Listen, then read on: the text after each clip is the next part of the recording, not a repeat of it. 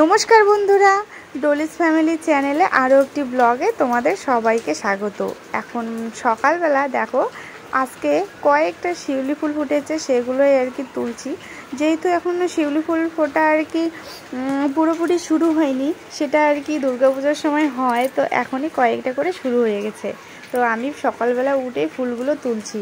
আর এটা ছিল কালকের ভিডিও। আর পরশু রাতে যেহেতু বৃষ্টি হয়েছে, তাই গাছগুলোতেও দেখো এখনও কিন্তু জল ছিপছিপে হয়ে আছে।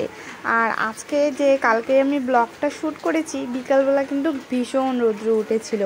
আর পরশুদিন রাতে বৃষ্টি হওয়াতে গাছগুলোতে একদম জল জল ভাব রয়েছে। যেহেতু সকালবেলা একদম সকালেই ফুলগুলো তুলছি, তাই।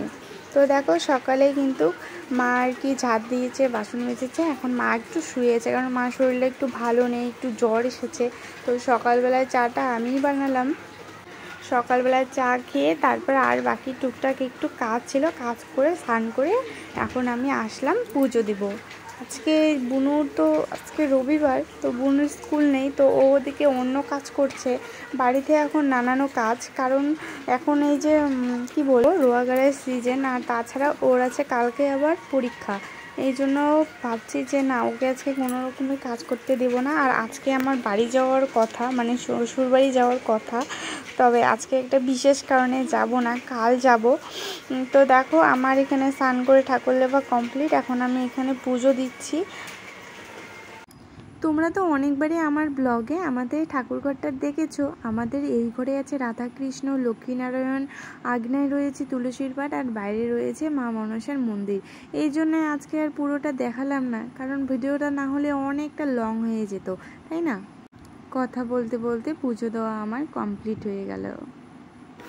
তো কালকে যেহেতু আর কি রৌদ্র উঠেছে, পরশু দিনের বৃষ্টি সারাদিন হয়েছিল, তাই জন্য কিন্তু অনেকগুলো জামা কাপড় জমেছিল। সকালবেলা উঠেই দেখো মা এগুলোকে কিন্তু তাড়ে দিয়েছে শুকোতে।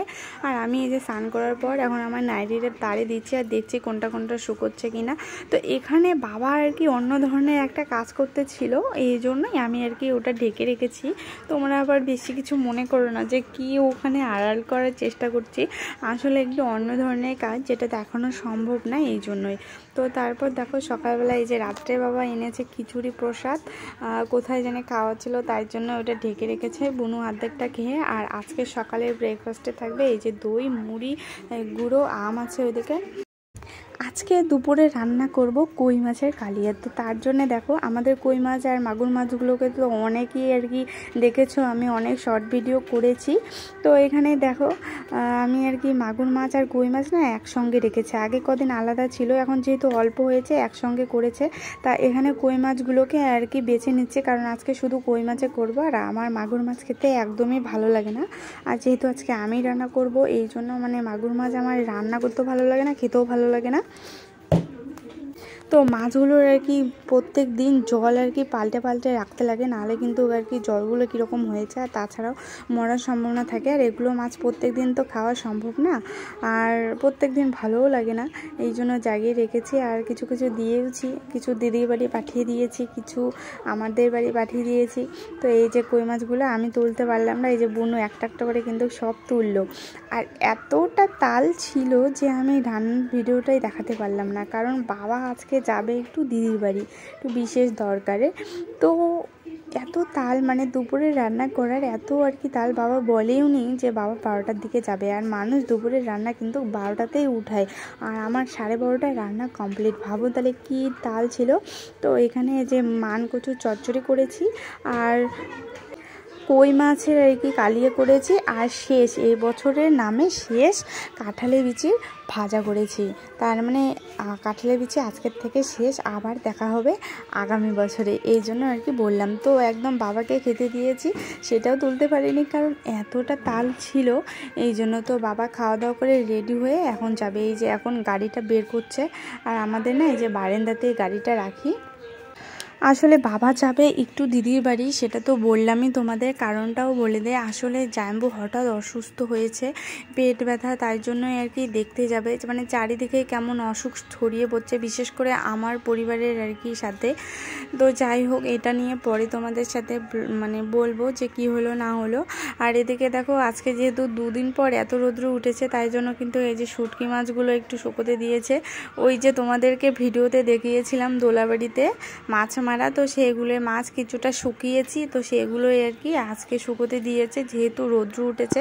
তো দুপুরে খাওয়াটা যেহেতু দেখাতে পারিনি, তো ফটো তোলার জন্য থালাটা সাজিয়েছি, তো সেটাই তোমাদের সঙ্গে শেয়ার করলাম। খাওয়া দাওয়া কমপ্লিট করার পর একটু রেস্ট নিয়ে এখন আমি ভাবলাম যে ঘরটা একটু গোছাই, যেহেতু কালকে বাড়ি যাব।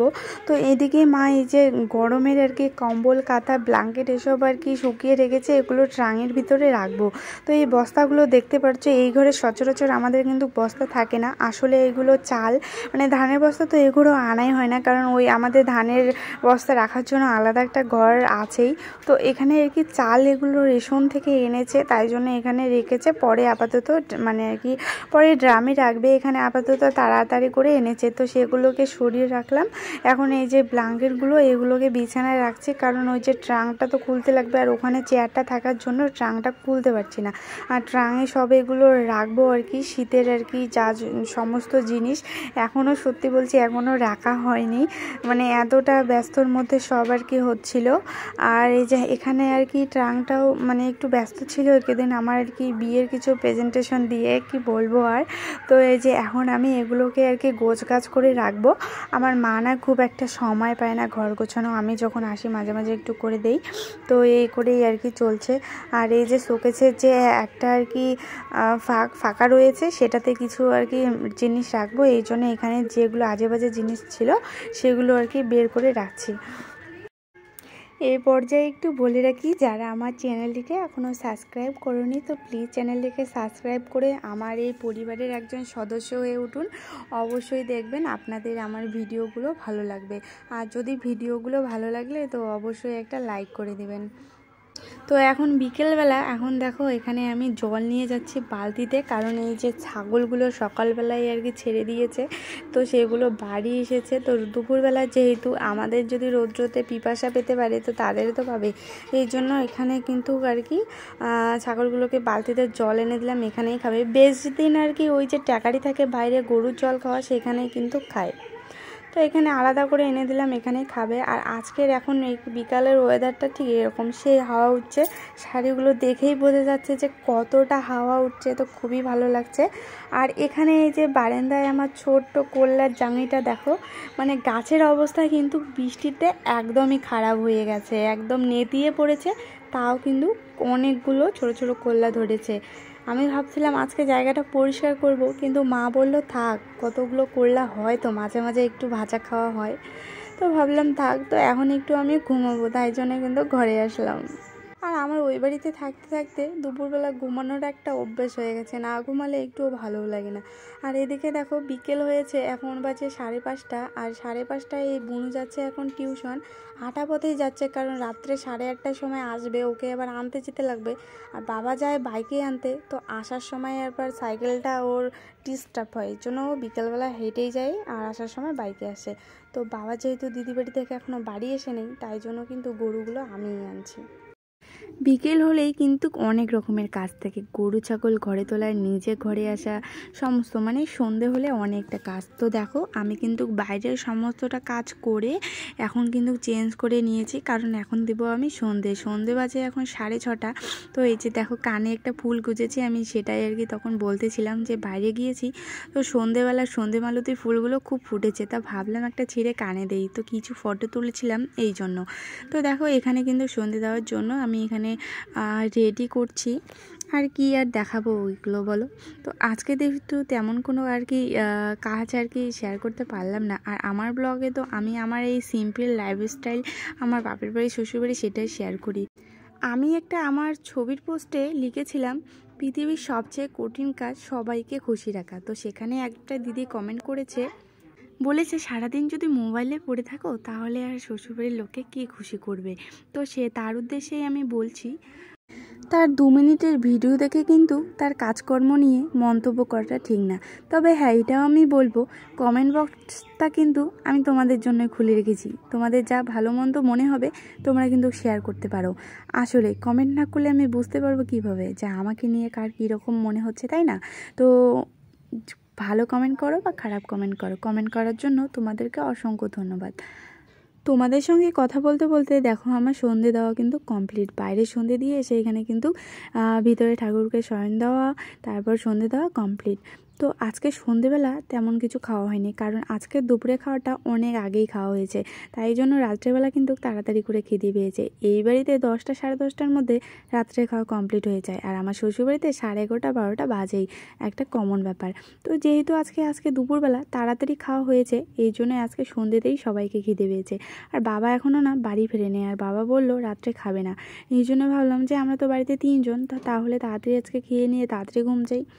ঘুম মানে কি, ওই তো খাওয়া দাওয়ার পর একটু টিভি দেখবো, টিভি দেখার পর গল্প সল্প এই করতে করতে 11টা 12টা কিন্তু বেজেই যায়। তো মা যেহেতু পোলট্রি ডিম খায় না, হাঁসের ডিম খায়, তাই জন্য এখানে বনু আর আমার জন্য 2 পিস ডিম ভেজে নিলাম। আর এখানে দেখো ভাত কিন্তু বেড়ে নিয়েছি, আর এখানে টিভির ঘরে আর কি ভাত এনেছি, এখানে সবাই মিলে খাবো। তো আজকের ভিডিওটা এখানে এন্ড করছি, দেখা হবে নতুন একটা ব্লগে। ততক্ষণে সবাই ভালো থাকবে।